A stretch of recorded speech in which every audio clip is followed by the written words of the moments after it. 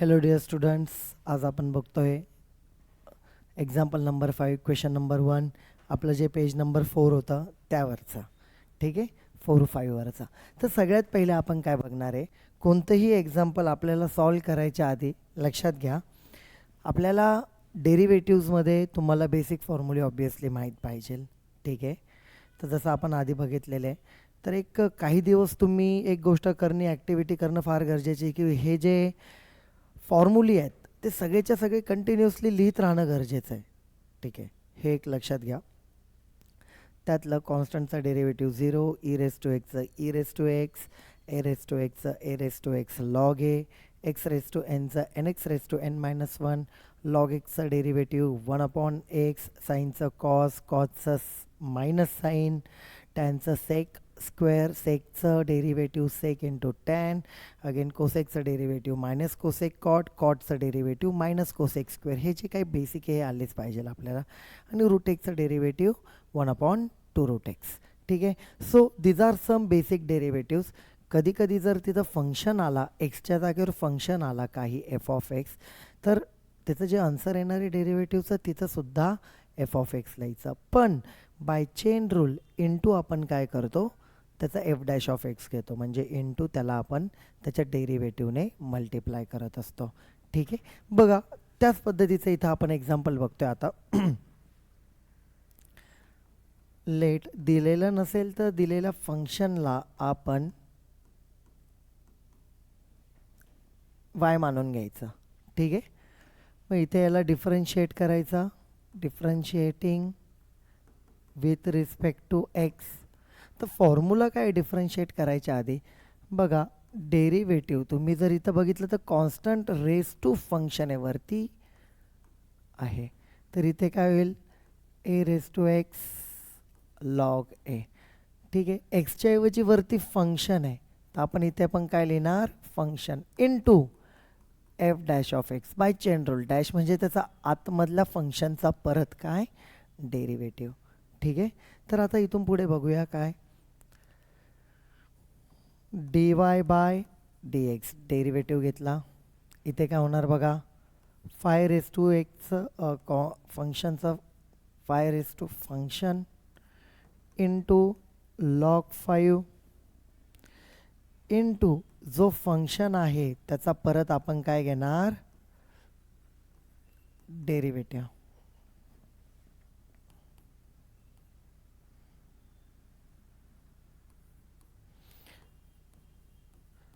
Three cos x -2 log 5 derivative of this term. आता derivative आपण कसं काढतो, पहिल्याचा डेरिव्हेटिव्ह मायनस दुसऱ्याचा डेरिव्हेटिव्ह. डेरिव्हेटिव्ह ऑफ पहिली जी काय टर्म आहे 3 कॉस एक्स, त्याच्यामध्ये कॉन्स्टंट आहे हा 3, तो बाहेर येणार, आणि आतमधल्याचा डेरिव्हेटिव्ह कॉसचा डेरिव्हेटिव्ह आपल्याला माहिती काय आहे, मायनस साइन एक्स. काय आहे, minus sine x. Minus 2 is a constant, त्याचा डेरिव्हेटिव्ह काय लिहिणार आपण, 0 लिहिणार. बरोबर आहे. ठीक आहे, झालं, दिस इज द आन्सर. इझी आहे, जास्त अवघड नाही आहे. यानुसार आपण डेरिव्हेटिव्ह काढलं आणि त्या फंक्शनचं परत डेरिव्हेटिव्हने बाय चेन रूल काय केलं, मल्टिप्लाय केलं. आता याला नीट लिहिण्याची पद्धत बघा, काय सगळं इंटू -0 सोडून द्या कारण तो 0च आहे. -3 आपण सुरुवातीला घेऊया. कॉन्स्टंट टर्म आधी लिहिण्याची पद्धत असते, म्हणून जे कॉन्स्टंट आहे 3 लॉग 5 आपण आधी लिहिले. ठीक आहे, साइन एक्स पण इथे लिहून टाकू त्याच्यासोबतच. आणि ही एक उरली term 5 raise to 3 cos x -2. This is the final answer. Okay, मग इथं जर तुम्ही बघितलं तर तुमच्या लक्षात येत असेल की पहिले फंक्शन घेतला ए रेस टू एक्स किंवा ए रेस टू फंक्शन, याच्यानुसार a raise to x log a, एक्सच्या जागेवर f of x into F dash of x, त्याचा परत डेरिव्हेटिव्ह. त्या पद्धतीने a raise to function log 5, एची value 5, derivative of that function. ठीक आहे, असं आपण काय केलं इथे सॉल्व केले. This is what d y by D x and this is the answer. ही अशी लिहिण्याची पद्धत ठेवायची आपल्याला. ओके, याच्यानंतर आपण बघतोय पुढे नंतर नंबर 6. आता यामध्ये तुम्ही एक्झाम्पल बघा जरा काय दिलेलं आहे, तुम्हाला दिसत असेल वाय रेस टू, याच्यामध्ये Y raise to Y is equal to 3/2x² - 7. ठीक आहे, तर याच्यामध्ये न्यूमरेटरमधला तर तो जो 3 आहे तो आपल्या काही कामाचा नाही आहे. ठीक आहे, कामाचा नाही इन द सेन्स म्हणजे डेरिव्हेटिव्हच्या हिशोबाने कामाचा नाही आहे, तो डेरिव्हेटिव्हच्या बाहेर येणार आहे, तो कॉन्स्टंट आहे. उरलेल्या टर्मचं आपल्याला बघायचं आहे. तर ते कसं करायचं आहे आपण इथे बघूया. ठीक आहे, लक्ष द्या. सगळ्यात पहिले आपण याला म्हणूया लेट. लेट म्हणायची गरज नाही, जर त्यांनी दिलं आहे तर लेट म्हणू नका. Instead of that use the word given. ठीक आहे, गिवन तुम्हाला दिलेलंच आहे. काय दिलं आहे? y is equal to 3 upon 2x² minus 7 raise to 5. समजा आपण आता याचं डिफरन्शिएशन ऑन बोथ साईड जर घेतलं, differentiating with respect to x, differentiate जर केले विथ रिस्पेक्ट टू एक्स नाही तर इथं काय होईल? dy by D X. आणि ऑब्वियसली मी मगाशीच बोललो 3 कॉन्स्टंट आहे, त्याला बाहेर काढू आपण आणि डेरिव्हेटिव्ह घेऊया ह्या टर्मची 1 अपॉन.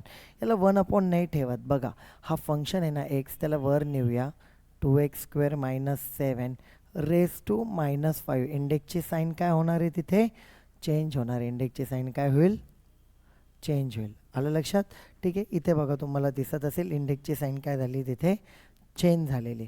का? कारण कोणतीही टर्म आपण डिनॉमिनेटर टू न्यूमरेटर आणि न्यूमरेटर टू डिनॉमिनेटर नेतो तेव्हा इंडेक्सची साईन चेंज होते. दुसरी गोष्ट, असं का केलं? ते करायच्या मागं रिझन काय? आपल्याकडे याचा तसा 1 अपॉन एक्स रेज टू एनचा फॉर्म्युला आहे बरं का, नाही असं नाही, बट बेटर वे त्याला वर नेला ना तर आपला जो standard formula X raise to N त्याप्रमाणे सॉल्व करायचं. फक्त इथं मायनस आहे. बघा आता इथे एक एक टर्म बघूया. सगळ्यात पहिलं आपण असं बघू, इथं डेरिव्हेटिव्ह ऑफ साईडला आपण फक्त लिहितोय की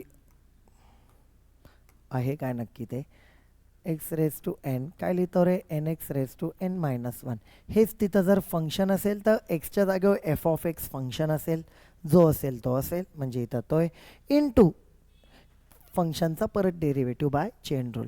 मग इथं तेच होणार आहे. पहिली गोष्ट काय?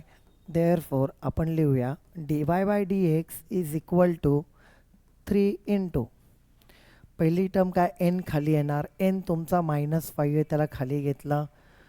हा एक्स, एक्सच्या जागेवर हे बघा एवढं फंक्शन आहे ते लिहूया आपण 2x² मायनस 7. ठीक आहे, n-1 ऑलरेडी -5 आहे, -1 असं होईल. म्हणजे n x raise to n-1. एक्सच्या जागेवर हे फंक्शन आहे एवढं मोठं एफ ऑफ एक्स आणि एनच्या जागेवर -5 आहे. That's it. ठीक आहे, मग आता याला आपण व्यवस्थित सॉल्व करू. आणि एक स्टेप राहिली, जो फंक्शन असतो त्याचा आपण परत पुढे काय लिहितो? डेरिव्हेटिव्ह लिहितो. का? बाय चेन रूल लिहित असतो. So here it will be, बघा -15 विल बी हिअर. ही टर्म काय होईल? 2x² minus 7 raise to -6 -5 -1 -6 into याचा डेरिव्हेटिव्ह बघू. हा 2 आहे, x² 2x minus 7. x² 2x X raise to N प्रमाणेच परत एनची व्हॅल्यू फक्त काय येते? 2. तो एन खाली 2 खाली एक्स रेज टू 2 -1 आहे बघा, n-1. 2 -1 काय होईल? 1. ते 1 वरती लिहिण्याची गरज नाही तिथे. ठीक आहे, ओके. मग आता बघा पुढे काय? विच इज इक्वल टू, नीट लिहायला ओव्हरऑल आपण -15 न्यूमरेटरची व्हॅल्यू 4x मायनस 7 आणि ही टर्म खाली आणतो. इंडेक्स जर बघितला मायनस आहे तर त्याला प्लस करण्यासाठी ही टर्म खाली आणली. हा -15 आणि हा ब्रॅकेट इथे लिहिला 2 × 2 4x होणार, हे -7 as it is. So here it will be dy by D X. मग हे जे एक्झाम्पल आहे हे आपण कोणत्या फॉर्म्युलेने आपण सॉल्व केलं? जे वरती दिलेलं एक्स रेज टू एन त्या फॉर्म्युलेने आपण इथे या एक्झाम्पलला काय केलं? इन शॉर्ट सॉल्व केलं. पण याच्यामध्ये एक टर्म फक्त आपली लिहिता लिहिता राहिलेली आहे, तर ती म्हणजे कोणती? लक्षात घ्या, एक स्मॉल मिस्टेक आहे इथे.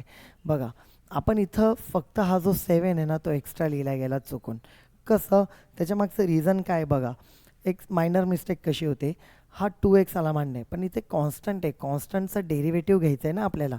याचा डेरिव्हेटिव्ह घेतला, कॉन्स्टंट बाहेर, कॉन्स्टंट इंटू फंक्शन, तर तो कॉन्स्टंट बाहेर x² 2x होणार डेरिव्हेटिव्ह, मायनस हा कॉन्स्टंट, कॉन्स्टंटचा डेरिव्हेटिव्ह काय घेतो आपण? D by D x of कॉन्स्टंटचा डेरिव्हेटिव्ह काय घेतो आपण? 0. मग 7चा काय होणार आहे इथे?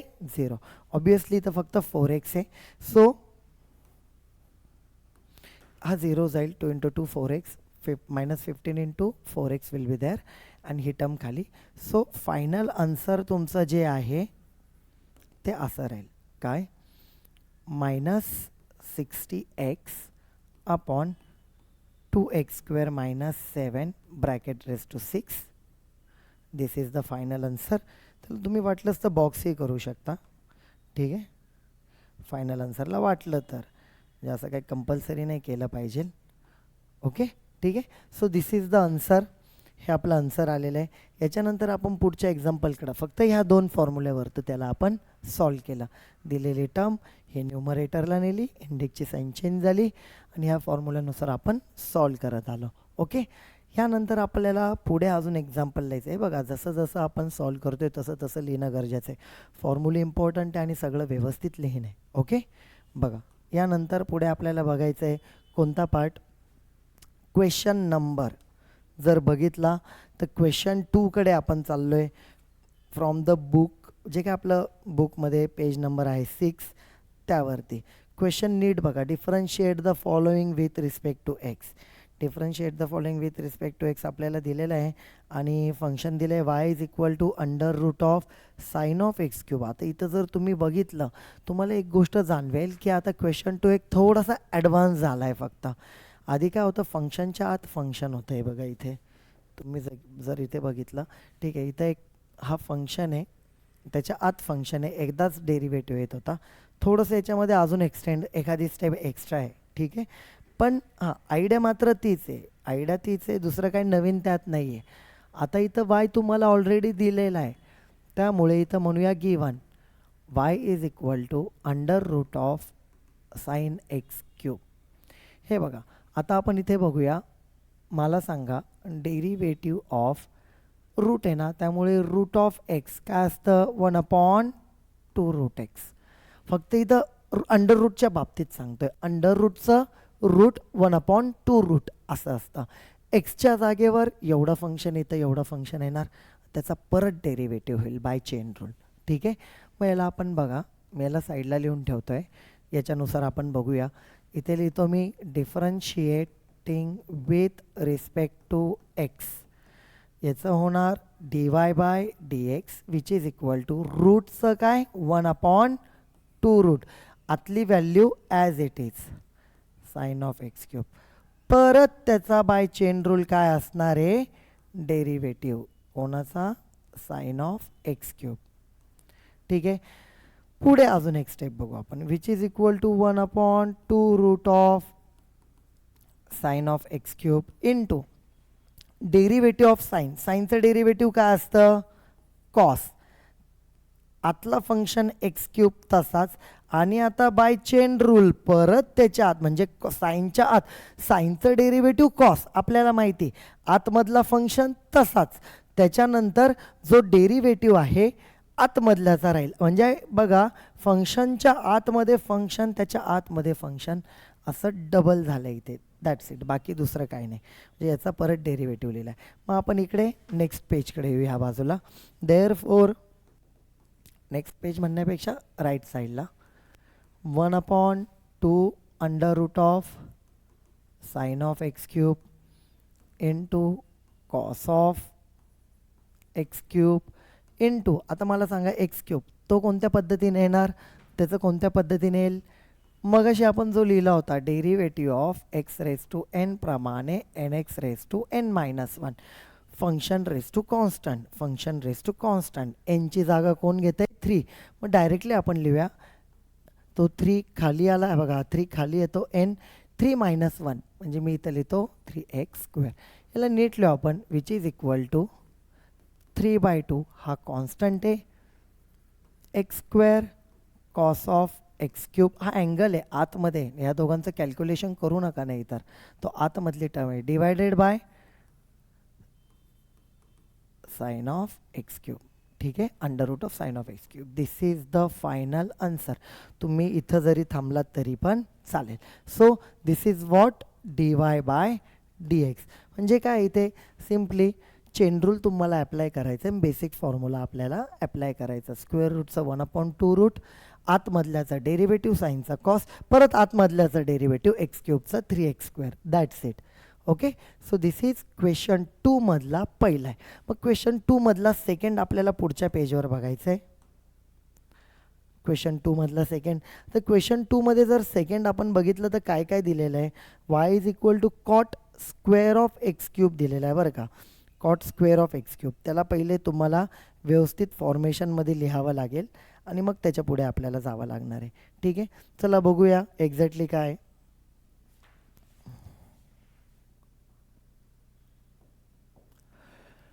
ऑब्वियसली आन्सर लिहिताना नेहमी आपण पहिले काय लिहितो, given y is equal to cot square of x cube. ह्या दोघांमध्ये काही कॅल्क्युलेशन करू नका, 2 × 3 6 वगैरे. एक्स क्यूब हा त्याचा अँगल आहे आणि हा कॉट स्क्वेअर आहे. याला इक्विव्हॅलंट टू आपण कसं लिहू शकतो लक्षात घ्या, कॉट ऑफ एक्स क्यूब त्याचा ब्रॅकेट रेज टू 2. ओके, दोन गोष्टींमध्ये फरक समजून घ्या. मी ते एक सांगतोय तुम्हाला बघा. Sine of x square is not equal to sine square of x. हे सेम नसतं. हा आतमध्ये अँगल असतो, त्याला साईनला स्क्वेअर देऊ नका, ते सेम नसतात. ही पहिली गोष्ट. आणि हां, तुम्ही असं लिहू शकतात, बट ही टर्म घेऊ आपण, sign square of x means त्याच्या ब्रॅकेटचा स्क्वेअर येतो, म्हणून मी इथं कॉट स्क्वेअरच्या ब्रॅकेटचा स्क्वेअर लिहिला. स्क्वेअर असेल किंवा काहीही असेल इंडेक्स, इन जनरल मी तुम्हाला सांगतोय. ठीक आहे, हे माहिती असू द्या. सो म्हणजे कन्फ्युजन आपलं झालं नाही पाहिजे. सो इथे बघूया कोणता फॉर्म्युला पहिले अप्लाय होणार आहे. बघा कोणता वाटतोय तुम्हाला होत असेल इथे. ऑब्वियसली आता बघा, d/dx तुम्ही जर इथं बघितलं, हा ब्रॅकेटच्या वरती 2 आहे, पॉवर आहे, फंक्शन रेज टू कॉन्स्टंट आहे. बघा, फंक्शन रेज टू कॉन्स्टंट हा फॉर्म्युला आपण ऑलरेडी लिहिलेलाच आहे, nx रेज टू n-1. एक्सच्या जागेवर फक्त हा बघा इतका फंक्शन आहे. मग नेहमीप्रमाणे काय, n खाली आला, इथे 2 खाली, हा फंक्शन 2-1 लिहितो वाटलंच तर, काही प्रॉब्लेम नाही. आपण लिहूया एकदा फंक्शन तसाच. रूल प्रमाणे डेरिव्हेटिव्ह ऑफ दॅट फंक्शन, या फंक्शनचा आपण काय घेऊया, derivative cot of x cube. ठीक आहे, which is equal to 2 cot of x cube. 2-1 लिहायची गरज नाही आहे. परत डेरिव्हेटिव्ह ऑफ कॉट, एका वेळेला दोन्हीकडे नजराने गेल्या पाहिजे आपल्या. कुठे, कॉट पण आहे, एक्स क्यूब पण आहे. मग मी एक्स क्यूबचं पहिले काढू का, नाही तो आत आहे, पहिले बाहेरचंच बघायचं आहे आपल्याला. जसं इथं पहिली टर्म ही स्क्वेअर येते, त्याचं आपण पहिले बघितलं ह्या फॉर्म्युल्याप्रमाणे. नंतर मग आता कॉटचं बघणार, त्याच्यानंतर आपण एक्स क्यूबचं बघणार. ठीक आहे, कॉटचं काय बघा, मायनस कोसेक स्क्वेअर, जो फंक्शन असेल तो. इथे फंक्शन कोण आहे, एक्स क्यूब, आणि त्याच फंक्शनचं परत बाय चेन रूल काय असणार आहे, derivative. So this is what the part is.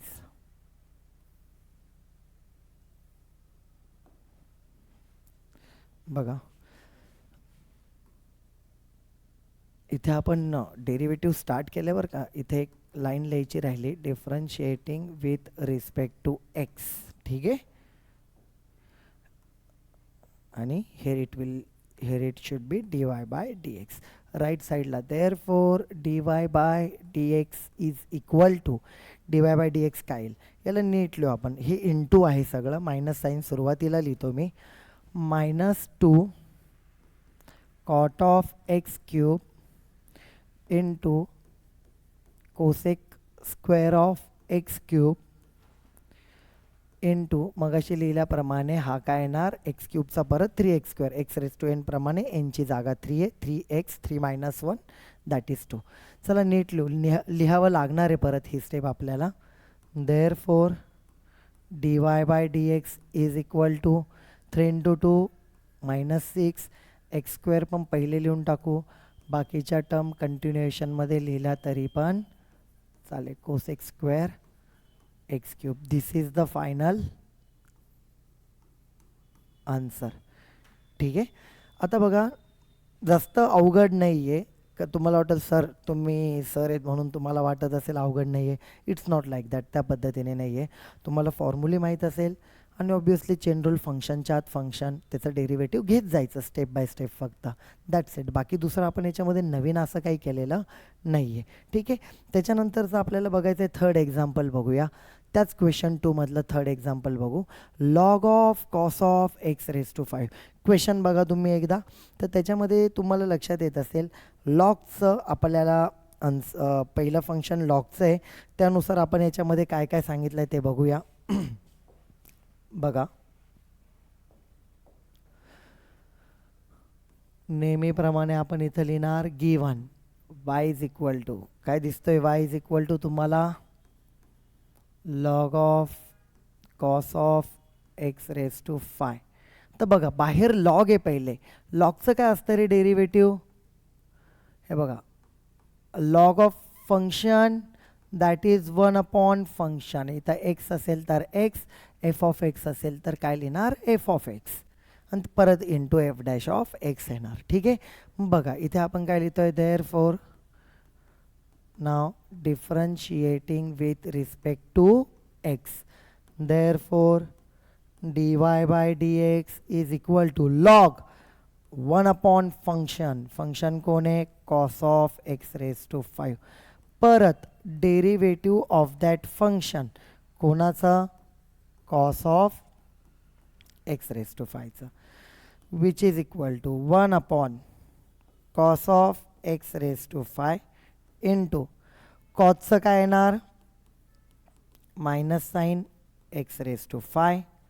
आता आतमधल्याचं परत, कारण हे बघा कॉसचं मायनस साईन पण एक्स रेज टू 5 त्याचं परत आपण बाय चेन रूल काढतो जसं मगाशी एक्स क्यूबसाठी काढलं होतं. ठीक आहे. सो ऑलमोस्ट आपला आता आन्सर आलं आहे बघा. Therefore dy by dx is equal to सगळं इंटू हे मायनस साईन इकडे लिहू आपण minus sine of x raise to 5 upon cos of x raised to 5 into 5x raised to 4 x raised to n प्रमाणे. x raised to n प्रमाणे आपण बघितलं ते मगाशी पण बऱ्याचदा n ची व्हॅल्यू 5 खाली x raised to 5 minus 1 that will be 4. याला अजून व्यवस्थित सिम्प्लिफाय होत असेल ना ॲक्च्युअलमध्ये आन्सर आले तुम्ही डेरिव्हेटिव्ह काढले नो प्रॉब्लेम, पण साईन अपॉन कॉस टॅन होतोय तर त्याला लिहा एक्सपेक्टेड आहे त्यांना तुम्ही हे लिहावं प्रोव्हाइडेड दॅट आतला अँगल सेम पाहिजे. नाही तर नुसतं साईन अपॉन कॉस बघितलं आतमध्ये इथं थिटा आहे आणि इकडं ए लिहिलं आहे चालणार नाही, दोन्ही अँगल पण सेम पाहिजे आतले. मग tan of x raise to 5 आणि ऑब्वियसली ही टर्म पहिले लिहायची तुम्हाला 5x रेज टू 4. एक स्टेप लिहूया अजून आपण dy बाय dx याला रिअरेंज करू minus 5x raise to 4 tan of x raise to 5. This is the final answer. Answer ॲक्च्युअलमध्ये इथेच आलं होतं. ठीक आहे. बट इट्स ओके, त्याला आपण रिअरेंज केलं व्यवस्थित आणि साइन बाय कॉसला टॅन लिहिलं आहे. So this is the final answer. या पद्धतीने आपण याला काय केलं आहे सॉल्व करत आलेलो आहे. ठीक आहे. सो आता आपण हे जवळपास जे काही एक्झाम्पल्स बघितले आहेत याच्यामध्ये कोणते कोणते स्लाइड्स आहेत बघा. फ्रॉम द 1 हे 5 तुम्हाला लिहायचे आहेत. हे क्वेश्चन 1 मधलं 5th आहे हे लिहायचं आहे. नंतर धिस वन त्यातलं 6th. After that this one question 2 मधला 1st, 2nd, 3rd. This one is 3rd. तर हे सगळेच्या सगळे तुम्हाला लक्षात आलं असेल की बेसिक फॉर्म्युली आणि चेन रूल त्यावरती डिपेंड आहे. राईट डाऊन सगळेच्या सगळे लिहून घ्या तुम्ही. ओके. थँक्यू. नेक्स्ट पार्ट आपण नेक्स्ट लेक्चरला बघू.